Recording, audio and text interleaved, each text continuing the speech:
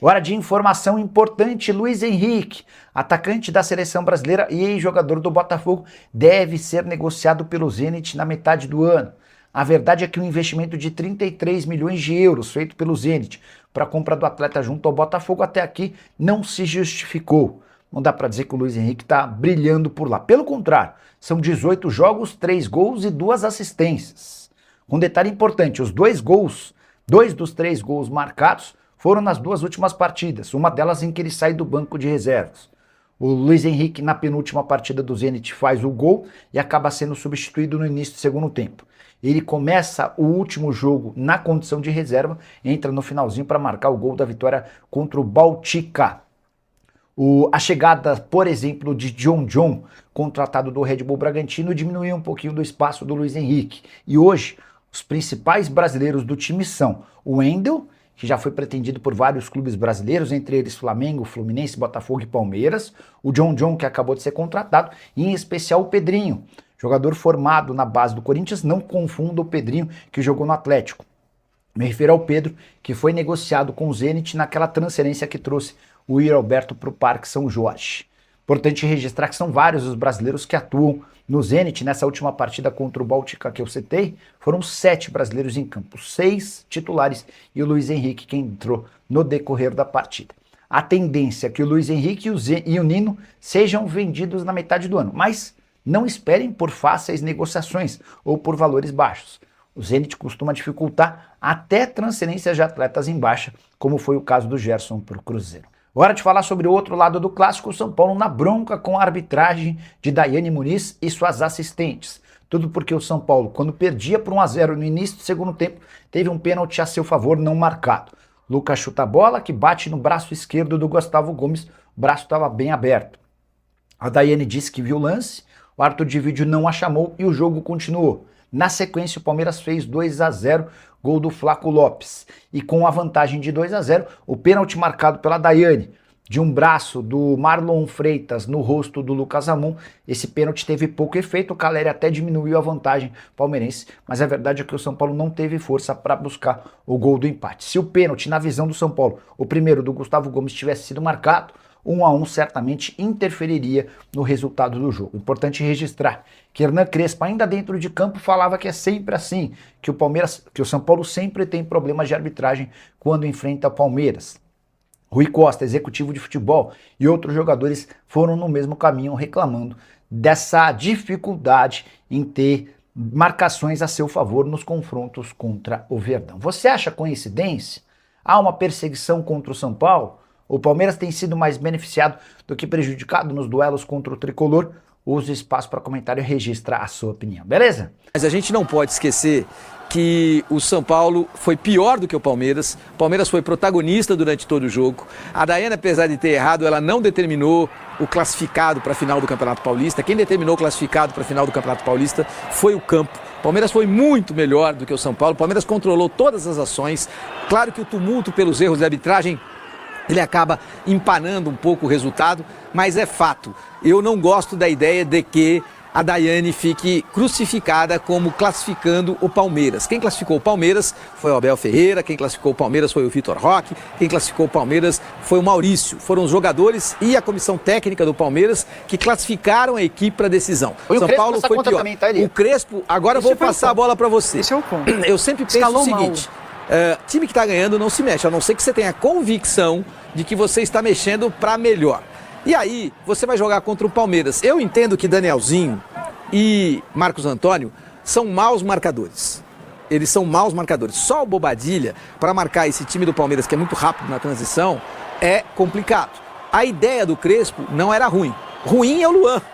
Ruim é o Luciano, que não fez nada. Ruim é o Lucas Moura, que não fez nada. Ruim é o Caleri, que não fez nada.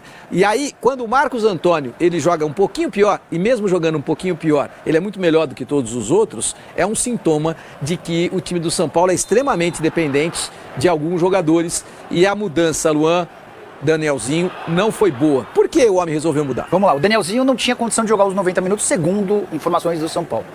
Mas o São Paulo muda da água pro vinho nessa temporada, Elia, a partir do momento em que passa a ter o meio campo com o Danielzinho, com o Bobadilla e com o Marcos Antônio. O São Paulo que corria risco de rebaixamento no Campeonato Brasileiro, o Crespo falando em 45 pontos, muitos São Paulinos imaginando que o time nem se classificaria para o mata-mata do Campeonato Paulista. A partir do momento em que esses três começam a jogar juntos, o São Paulo deslancha. Você não tem o Danielzinho, você mantém a estrutura e coloca o Pablo Maia, que não vive uma boa fase, mas tem características mais parecidas do Danielzinho. O Luan, até outro dia, era um jogador encostado no São Paulo. E parece acima do peso também. Ele só continuou no São Paulo porque não existiram propostas, as poucas que apareceram ele não aceitou. Colocar o Luan para fazer, entre aspas, a sua estreia na temporada no jogo contra o Palmeiras, sem ter alguém para marcar. Se tiver, o Palmeiras tem um camisa 10, um cara cerebral, como o Ganso. Você vai colocar o Luan, a sua missão é encostar nesse cara. Quem que é esse 10 do Palmeiras? Então o Luan me pareceu perdido, com muita dificuldade, obrigando a Bobadilla e Marcos Antônio até mudarem a forma como eles jogam, porque esse trio de Bobadilla, Marcos Antônio e Bobadilla, Marcos Antônio e Danielzinho, ninguém guarda a posição. Uma hora um vai, outra hora outro vai, os três saem. Não, eles têm uma vantagem, eles se mexem muito. E eles criam uma baita dificuldade. Eles jogam em forma de rodízio, né? Exato, e essa é a dificuldade. Quando você tem um Luan fixo, você muda até a postura dos outros dois, porque os outros dois passam a ter menos amplitude, passam a ter menos espaço no campo. Enfim, achei que o Crespo teve participação decisiva na vitória do Palmeiras, mas a gente precisa falar da freguesia do São Paulo, Lilia. São 11 jogos seguidos em que o Palmeiras não perde para o rival. 5 vitórias seguidas. Nesses 11 jogos que eu citei, são 7 vitórias do Palmeiras e 4 empates. O São Paulo não pode ficar tanto tempo sem vencer seu arquirrival.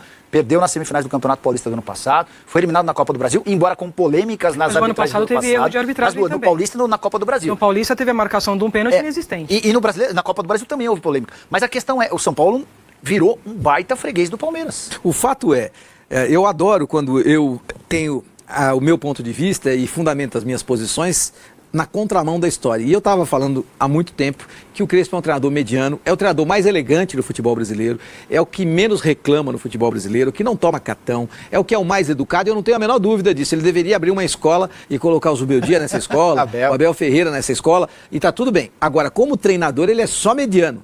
É mediano. E para comandar uma equipe do porte do São Paulo, eu entendo que você precisa ter um treinador mais qualificado, e é isso que eu tenho dito há bastante tempo. Agora, sou estranho essa mudança. Por mais que o Danielzinho não pudesse, e eu digo sempre o seguinte, se o cara pode jogar 40 minutos, Utiliza. 45, Por que não eu ponho e começo com ele. Eu não quero saber. Eu vou começar com ele porque eu preciso segurar o Palmeiras. E eu vou começar com o meu melhor jogador. Se depois ele cansar com 60 minutos, eu tiro e coloco o Pablo Maia, eu coloco o Luan. Se eu estiver empatando, eu vou levar para os pênaltis. Agora, eu vou começar com ele e vou dizer, jogue o seu melhor. A hora que você cansar, levanta o dedo, igual na escola. Levanta o dedo. Tô errado, Ana? Não, tá certíssimo, concordo com as suas ponderações, inclusive quando você cita com propriedade que a vitória do Palmeiras não passou pela arbitragem da Daiane. O São Paulo não foi a campo, não apresentou o seu melhor futebol, ficou refém de tomada de decisões da arbitragem. Essa é a verdade. E aí transfere essa responsabilidade para a arbitragem, que sim, teve uma arbitragem polêmica, eu já dei aqui a minha opinião, não vamos entrar nessa seara. Mas eu concordo com você, acho que o Crespo foi muito infeliz em não ter entrado com o Danielzinho, eu iria com o Danielzinho, como você mesmo citou aqui, joga o seu melhor, o máximo que você puder, e depois a gente resolve. O que me chama a atenção também é que o São Paulo, recentemente, até para equilibrar, né, a questão do Crespo, essa questão técnica, trouxe o Rafinha, que é um ídolo, um jogador que estava como comentarista e passou a ser um gestor, um gerente de futebol do São Paulo para contribuir também nessa tomada. E tem tamanho para dizer para o Crespo, sou contra essa mudança. Contribuir tem tamanho nessa tomada de decisões. E o que me assusta é exatamente ele ter permitido. Então talvez as informações que a gente tenha possa ser um pouco além, porque não é possível, se você tem o Danielzinho para jogar 40 minutos, você não começar com ele, sendo que o time estava redondo com ele. Acho que as últimas boas apresentações do São Paulo, que foram felizes, é porque esses três homens estavam jogando bem. E a gente falava muito isso aqui. De marcação e sobrando a bola. O Crespo é mediano, mas o time do São Paulo está muito encaixado. Encaixadinho. Ele desencaixa o time. Porque ele tinha esses três volantes ali fazendo a proteção da zaga e principalmente alimentando o Lucas, o Luciano e o Carelli. Agora, me assusta essa tomada de decisão e eu não vi em lugar nenhum pronunciamento do Rafinha. O Rafinha também não pode entrar para arrebentar com o treinador, ou seja, dizer, eu fui contra, mas fui voto vencido. Por quê? Porque isso tem que ficar intramuros. Se é que aconteceu, pode ser que não tenha nem acontecido. Mas mesmo que tivesse acontecido, é óbvio que o Rafinha não poderia vir a público e dizer, eu alertei. Não dá, né? Aí você derruba o seu treinador, derruba o seu subordinado. O fato é, quando o treinador é mediano e ele começa a achar que é melhor do que ele começa a querer inventar. Foi exatamente o que aconteceu com o glorioso Hernan Crespo. Eu me lembro muito bem de um Cruzeiro 2013, 2014, bicampeão brasileiro, era um time extremamente encaixado, aqueles 11 eram extremamente encaixados, o treinador era o Marcelo Oliveira, treinador mediano, mas que não atrapalhava em absolutamente nada. E o time jogava sozinho.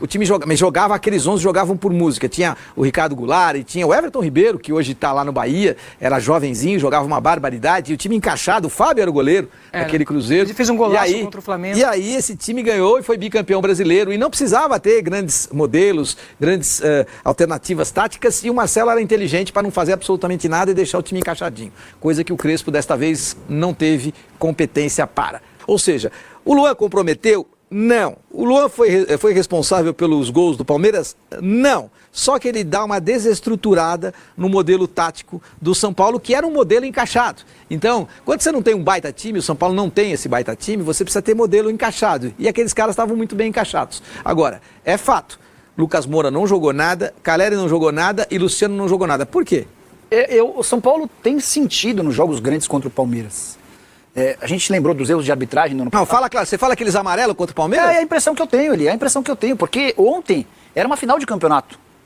A partir do momento em que o Novo Horizontino vence o Corinthians e se classifica para uma decisão em 2 jogos, que muda radicalmente o contexto, uma coisa é você pegar o Novo Horizontino e jogo único na casa do Novo Horizontino. Outra coisa é você, como grande, enfrentar o Novo Horizontino fora, mas fazer um jogo dentro de casa. O vencedor do confronto de ontem era, não vou dizer o virtual, mas aquele que é o candidatíssimo, é o mais forte candidato ao título. Então o São Paulo não me pareceu ter encarado o jogo de ontem como uma final de campeonato. Não porque não tinha vontade, não porque não tinha vontade, ou alguém duvida que há muita vontade do Lucas, do Caleri e do Luciano. Mas só vontade não. Mas esse é o ponto. A questão não é da vontade, Lia. A questão é da... Eu acho que já há um aspecto psicológico por trás desses 11 jogos sem vencer o grande rival. Fala, rapaziada, então esse é mais um giro de notícias do São Paulo para vocês que estão acompanhando tudo, não perder nada, deixa o like, se inscreva no canal, ative o sininho das notificações. Um grande abraço para você e até o próximo vídeo, vamos pra cima. Se você quer comprar a camisa do São Paulo, tem a camisa do Tricolor Paulista no comentário fixado e no QR Code, só apontar a tua câmera do seu celular para aí que vai estar bom. Um grande abraço, até o próximo vídeo, fui.